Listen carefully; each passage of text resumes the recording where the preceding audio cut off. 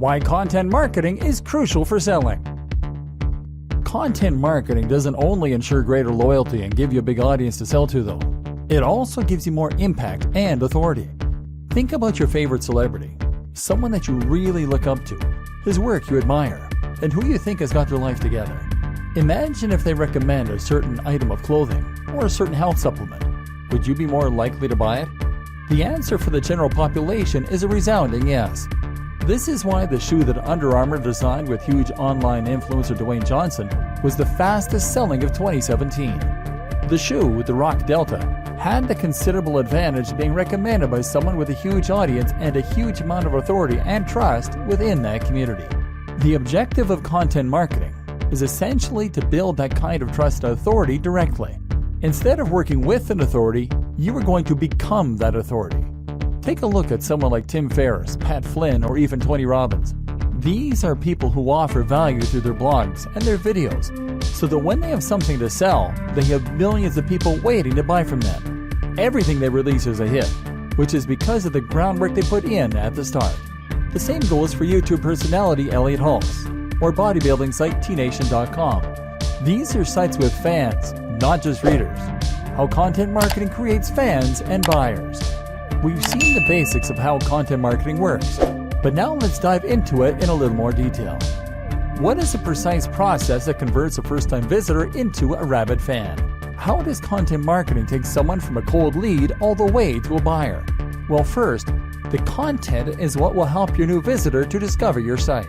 They will search for a specific topic, and your site will come up in the search results. Or perhaps they will see a post from you on Facebook that a friend has liked. Either way, they'll then click on the link and read your site.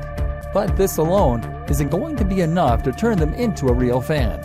In fact, they'll likely just leave your site and not come back. They will probably scroll down the page so fast that they don't even see your logo, and then they'll just navigate away as soon as they're done.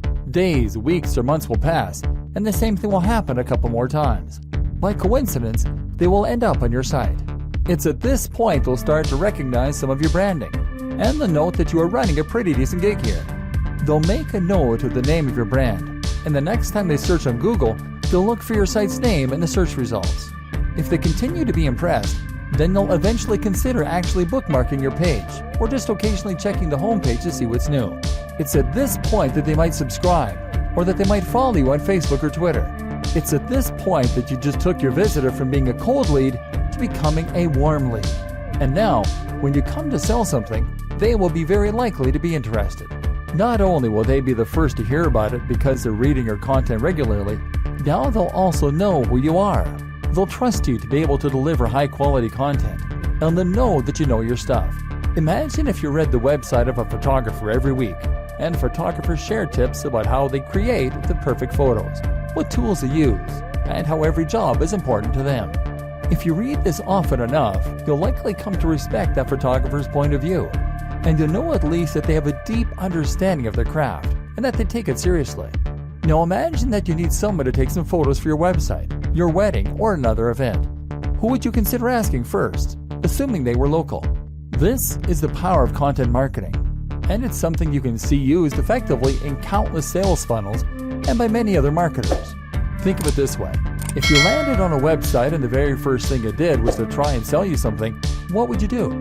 You'd probably leave. You never asked to buy something, and more to the point, you have no reason to trust the person selling. It looks like spam, and you leave. This is considerably different from being a long-time reader of a blog and then learning that the writer also has a book out. This is a much less invasive way of discovering a product, and more to the point, you know something about that blogger. You know that they know their stuff, and you can trust them. They have built a brand through their content marketing, and that means you'll feel much more comfortable handing over your cash. I like to think of this in terms of dating. Trying to sell to someone without first establishing trust and authority is just like approaching a stranger on the street and asking if they'll come home with you. They don't know you, they don't trust you, and they'd be annoyed at the interruption. But if you have done the groundwork by chatting, dating, and demonstrating you're a nice person, then you'll earn the right to ask them home. An example, Tai Lopez. Let's take a look at one example. Tai Lopez. Tai is a controversial digital marketer and a household name thanks to a series of adverts that show on YouTube before other videos. He is responsible for the "here in my garage" meme that has been doing the rounds online. And if you spend any time online, chances are you will have encountered him. While you might find Ty's in-your-face marketing strategies to be irritating, like most people do, the reality is that they work. We know they work. Otherwise, he wouldn't have been able to make so many using the profits from his previous videos. The success partly comes from how annoying the videos are. Ty is bragging about his sports cars and books, and his attempts at authenticity are so thinly veiled you can almost feel the slime. This is all part of his strategy, of course. As Trump showed us, no publicity is bad publicity. Being irritating and controversial gets people talking, and that is great for business. But what you can also learn from Ty is a pretty immaculate example of content marketing. Content marketing does not just mean blog posts. It also means videos, pictures, and really anything that can be considered content. The first video from Ty, then, is an example of content. This is the point at which a viewer is a cold lead. They didn't ask to be watching this, and they have no reason to want to stay tuned. The first thing Ty does then is to establish authority. He does this by showing off his cars, by referencing the fact that he gave a TED Talk, and by talking about money a fair amount. Now, the audience knows he knows his stuff. He shares some of his personal backstory too, in order to establish trust. The next thing he does, though, is to talk about another video, a free video that lasts over 50 minutes. This is important, because the video is not only apparently great value, 50 minutes for free, but is also an opportunity for him to build more trust and authority. If Ty were to tell you to buy from him as soon as you watch the YouTube video, you probably wouldn't. You would ignore the video and carry on with your life. At this point, he hasn't done enough to prove himself to encourage you to buy from him. But now imagine that you've just watched 50 minutes of content on top of that advert.